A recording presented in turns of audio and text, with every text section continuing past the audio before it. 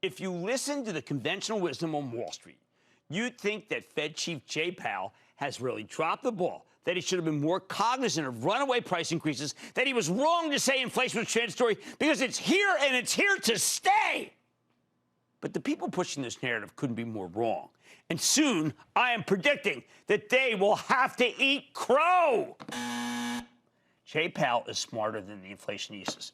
He's better than the inflationistas. And yes, he's cooler than the inflationistas, which is really saying something because Fed chairman is not a cool job. Why am I so sure? On a day where the Dow gained 220 points, S&P advanced 0.25%, two record closes, by the way, Nasdaq declined 0.16%, the action is screaming that we don't need to worry about inflation. All aboard! How could so many ostensibly smart people get this darn thing so wrong for so long? Because there's always a loud contingent that wants to fearmonger about inflation, and they never learn, even though they've been consistently wrong for more than 25 years. No apology, of course. I don't think that's because they are, say, dumb as a sack of Idaho potatoes. I think it's because they're biased. Most of the people who warn against the dangers of inflation are already rich, which means they have the most to lose from inflation. Inflation erodes the purchasing power of their money and their savings, and more importantly, it also means they lose a fortune on labor costs. Of course, these inflation hawks are always quick to point out they're actually trying to help the regular people. They're worried about them getting hurt by the rising cost of living. Oh, man, people in Dune Road, you listening? Anyway, that's garbage. When there's persistent inflation, that includes wage inflation, which offsets any cost of living increases. Now, don't think of it as a rich versus poor situation. Think of it as an employers versus employees situation. There are tons of business owners and executives who want the Fed to crush the labor market, so they won't have to give anyone a raise. They want Powell to tighten because it would help their bottom line. End of story. It doesn't take a Marxist weatherman to know which way the wind blows.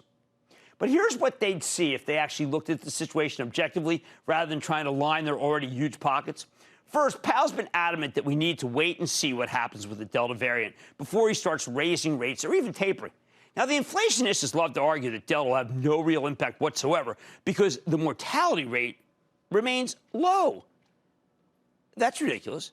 And not just because the daily death toll is now growing exponentially again. It's ridiculous. It's ridiculous because of the data. Just today, Southwest Air, symbol LUV, the best of the best, cut its earnings forecast because they've seen, quote, a deceleration in close-in bookings and an increase in closed trip cancellations in August, end quote. They said it's because of COVID's Delta force. Is Southwest making that stuff up? I don't think so. Southwest is our nation's best airline. It's been able to navigate its way through a tumultuous time because it's so well run. So there's no way this is company specific. That means they could be the first of many airlines to cut their numbers. Oh, and it's not just airlines. Soon it will be hotels and unvaccinated cruise ships and canceled trips, chiefly to southern destinations where they seem to have a predilection to believe that the anti-vaxxers should be protected by every single constitution out there. Did Jay Powell know that there was a hardcore of ideologically motivated anti-vaxxers who prolonged the pandemic by refusing to get their shots? Did he know that there would be some people who are in charge, maybe COVID Midwest and Southern distributors? No idea. But he was right to be cautious and data-driven rather than believing we'd already beaten this thing. Southwest's pre-announcement is a jarring reminder that much of the turn in our economy has to do with going out, has to do with traveling. Ticket prices have to come down now if the new outbreak has more people staying home. This turned out to be part and parcel with why our economy came back. Second, used cars. Oh, let's talk about those. They were the #1 source of consumer price inflation from April through June. But as of last month, they've stopped going higher. Check that Manheim index. This is another thing Powell was counting on, a self-correcting economy. Somehow he got this crazy idea that free markets can take care of themselves. We don't know if there's less demand or more supply coming from the automakers of new cars. Either way, used car prices are a tremendous barometer for the future of the auto industry. And right now, they say things are calming down. Don't miss a second of Mad Money. Follow @Jim Cramer on Twitter. Have a question? Tweet Cramer. #MadTweets. Send Jim an email to madmoney@cnbc.com or give us a call at 1-800-743-CNBC. Miss something?